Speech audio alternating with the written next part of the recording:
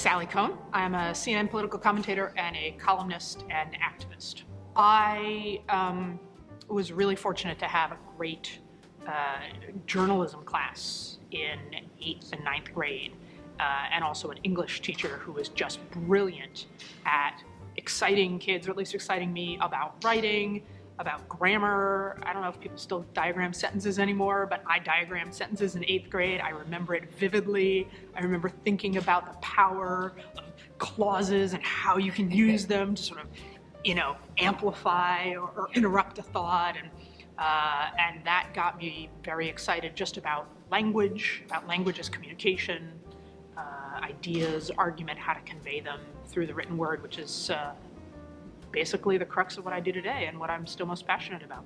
The first thing I kind of probably wish I'd known then, given the whole arc of my career, is that, a career can take many different twists and turns. And to be honest, my sense is that, folks who are coming into the work world now, their careers are going through even many more twists and turns. And sometimes you're having 3 parallel careers at the same time. And I think maybe early on I focused too much on the sort of careerist sense of what I wanted to do. I was gonna, kind of progress my way up through the community organizing and nonprofit ladder. And I didn't focus as much on the sort of general skills that I would need in whatever I wanted to or ended up doing. Fortunately, I developed a lot of the same skills, right? Community organizing is about communicating to people, translating ideas, engaging folks. I mentioned I loved writing already. I had some of the skills, but I hadn't really thought about the sort of arc of my education through professional life in those terms. And now looking back, I go, oh, I can see I kind of picked up all the pieces along the way, but I wish I'd been more focused on picking up all the pieces as opposed to, the titles and the jobs and the roles and all that.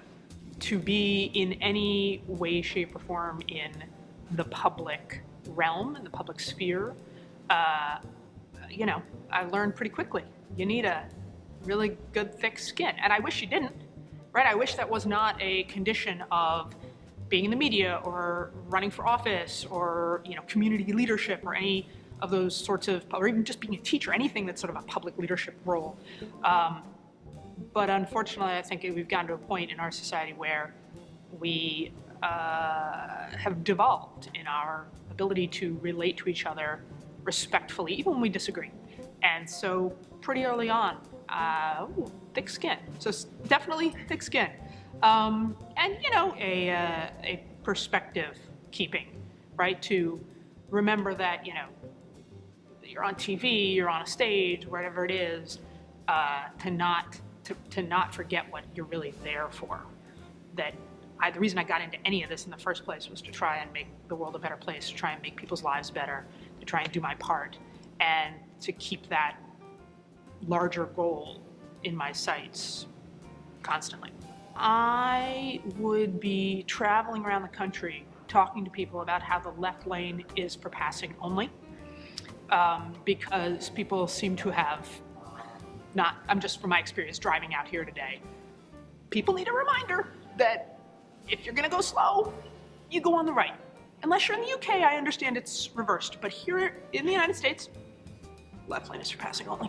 It's basically it. Once the world is a just and fair place, that's what I'll be coming to a driver's ed class near you. To really wake up every moment, every morning, and think, what am I doing today to try to make the world better than I found it yesterday? I think it's one thing to choose the arc of your career, the arc of your life, to be devoted to public service, and I obviously have tried to make those choices in my life, and I applaud those choices when folks are inspired to feel like they can make them. But no matter what you're doing, private sector, you're in government, you're in media, you're a teacher, whatever you're starting a small business, you can still be thinking about, okay, the way I'm doing this, the way I'm as a photographer, as a trader, as stock, whatever it is, how am I using my voice, my power, my position to make the world better for others? Whether it's the other people in my office, whether it's you're a guy working on Wall Street and you're thinking about, well, how am I making sure that I leave this company better, even in my small way, for the women who work here. I'm a teacher and I'm thinking about, okay, well, yeah, my job is hard. I'm exhausted at the end of the day. I'm still trying to think about how am I working on issues of racial equity in my classroom, racial awareness for my white students, racial justice for students of color, right? Like, you can still be, in whatever your sphere, trying to maintain some focus on that.